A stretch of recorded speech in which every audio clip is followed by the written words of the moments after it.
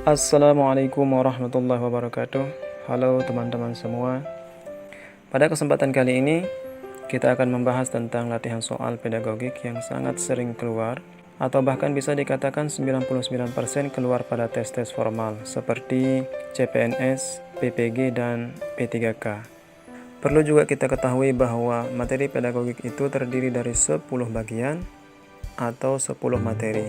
Yang pertama adalah karakteristik peserta didik, yang kedua, teori dan prinsip pembelajaran, yang ketiga, pengembangan kurikulum, yang keempat, media dan rancangan pembelajaran, yang kelima, TIK dalam pembelajaran, kemudian yang keenam, metode pembelajaran, selanjutnya yang ketujuh, komunikasi efektif, yang kedelapan, penilaian pembelajaran, yang ke-9 pemanfaatan hasil penilaian, dan yang ke-10 adalah refleksi pembelajaran dan PTK. Di video ini kita akan bahas bagian pertama, yaitu tentang karakteristik peserta didik. Adapun materi selanjutnya, insyaallah kita akan bahas pada video selanjutnya.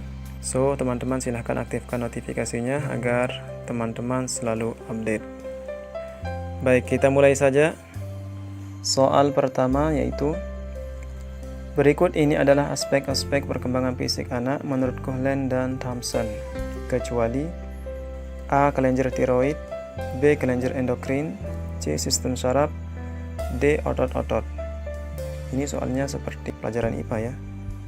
Akan tetapi sesungguhnya bahwa di pelajaran pedagogik juga dipelajari perkembangan fisik anak. Jadi menurut Coughlin dan Thompson itu ada 4 perkembangannya. Yang pertama adalah perkembangan sistem saraf berkaitan dengan kecerdasan dan emosi. Yang selanjutnya perkembangan otot berkaitan dengan kekuatan dan kemampuan motorik peserta didik.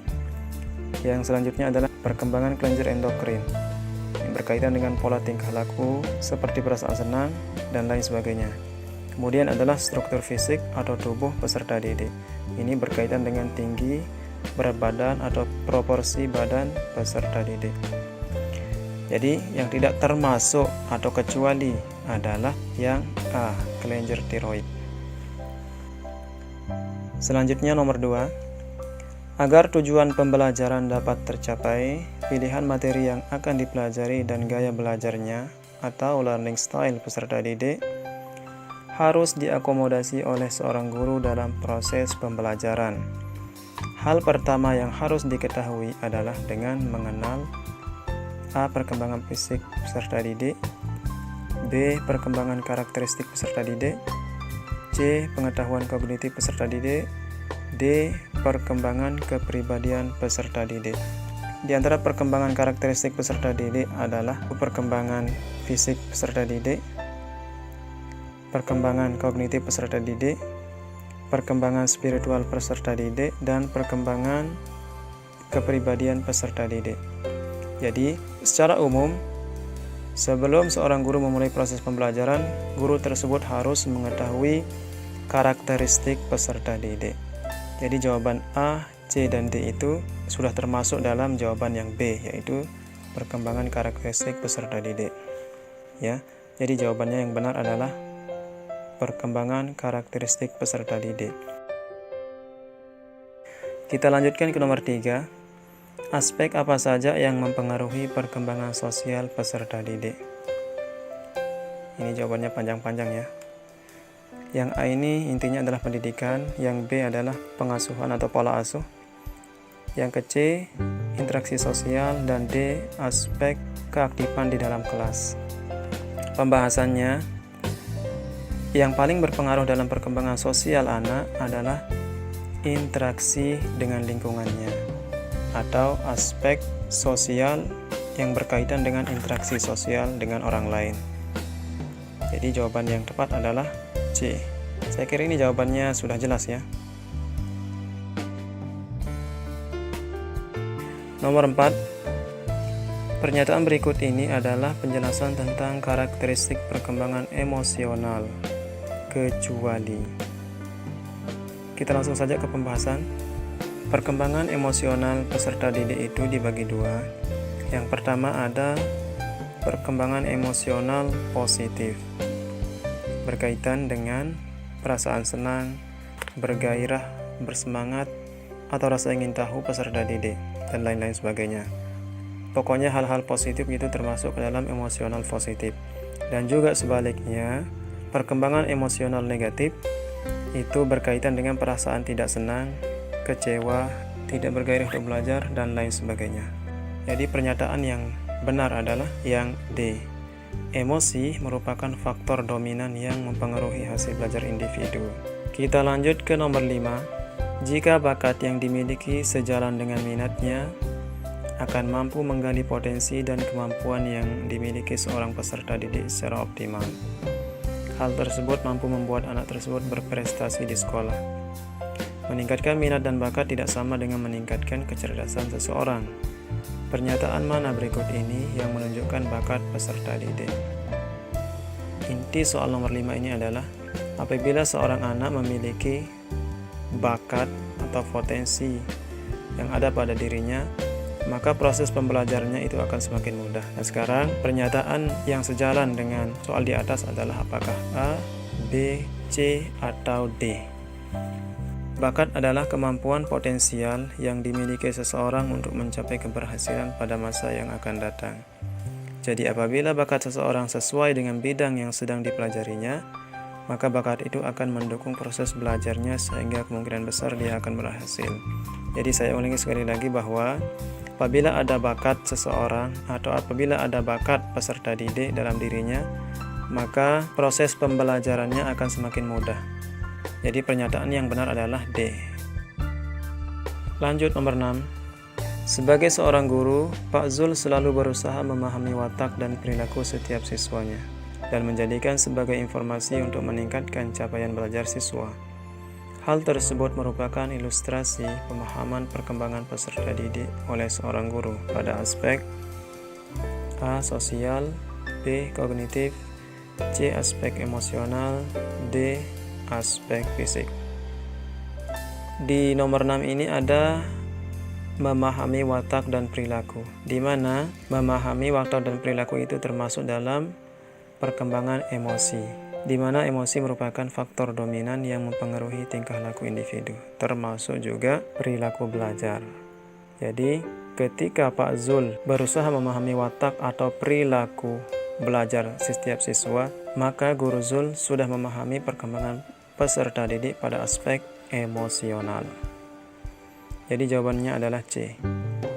Apa manfaat mengetahui bekal awal ajar peserta didik? Apakah A untuk meningkatkan kecerdasan siswa, B untuk menentukan apa yang harus diajarkan dan tidak perlu diajarkan, C untuk menentukan bakat peserta didik, dan D untuk cita-cita peserta didik. Di antara manfaat mengetahui bekal awal adalah yang pertama untuk mengetahui kemampuan awal tentunya, yang selanjutnya atau untuk mengetahui tuntutan, bakat, minat, kemampuan serta kecenderungan peserta didik. Yang terakhir adalah untuk menentukan desain program pembelajaran atau pelatihan tertentu. Jadi jawaban yang tepat adalah yang B, untuk menentukan apa yang harus diajarkan dan tidak perlu diajarkan. Ini sesuai dengan manfaat yang paling bawah ini, menentukan desain program.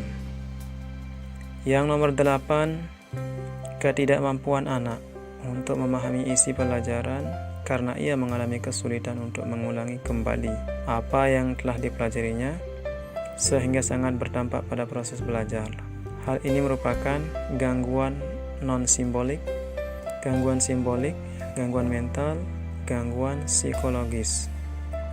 Macam-macam gangguan pada anak itu, yang pertama adalah gangguan simbolik. Ini terkait dengan ketidakmampuan anak untuk dapat memahami suatu objek sekalipun tidak memiliki kelainan pada organ tubuhnya. Orangnya sehat, tapi dia sulit untuk memahami sesuatu. Kemudian gangguan non-simbolik, ketidakmampuan anak untuk memahami isi pelajaran karena ia mengalami kesulitan untuk mengulang kembali apa yang telah dipelajarinya. Ya, ini udah otomatis jawabannya ya. Berarti gangguan non-simbolik. Yang 9, di antara faktor-faktor berikut ini yang bukan merupakan penyebab kesulitan belajar siswa adalah, kita ke pembahasan langsung. Faktor kesulitan antara lain ada 4, Yang pertama, faktor intelektual berkaitan dengan pengetahuan seorang anak.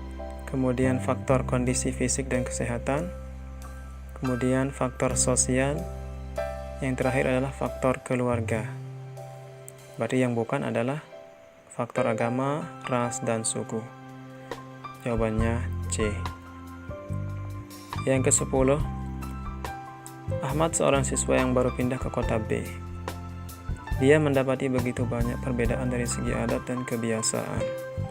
Namun Ahmad mampu menyesuaikan diri sehingga tidak terkendala saat mengikuti pelajaran di sekolah. Tahapan yang dilalui oleh Ahmad merupakan tahapan perkembangan sosial, perkembangan individual, perkembangan emosional, perkembangan kognitif. Di mana perkembangan sosial tersebut adalah interaksi sosial dengan orang lain. Perkembangan emosional terkait dengan perilaku peserta didik. Perkembangan kognitif terkait dengan pengetahuan peserta didik. Karena Ahmad dia pindah dari kota A ke kota B, maka di sana ada interaksi, dan interaksi itu disebut dengan perkembangan sosial. Jawabannya adalah A. Oke, teman-teman. Bersambung. Nanti pada bagian berikutnya kita akan bahas tentang teori dan prinsip pembelajaran. Jangan lupa subscribe, like, dan share. Terima kasih. Assalamualaikum warahmatullahi wabarakatuh.